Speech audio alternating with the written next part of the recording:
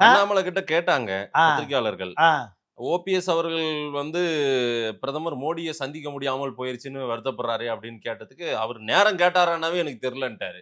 அவர் ஊருக்கே பிரஸுக்கு சொல்லிட்டாரு. யாரு? ஓபிஎஸ். அவர் நேரம் கேட்டது எல்லாருக்கும் தெரியும். ஆனா திரு அண்ணாமலைக்கு தெரியாம போயிருக்கு சார். நீங்க என்ன ஒரு சார்? விஷயத்த ஆ, மறந்துட்டீங்க. ஆ.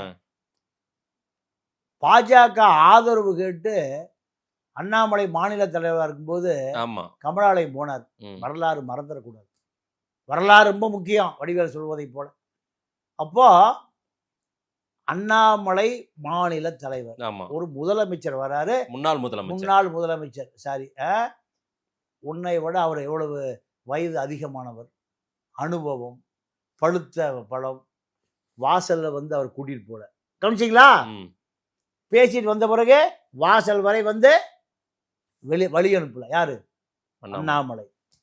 வரலாறு இதெல்லாம் மறந்துடாது.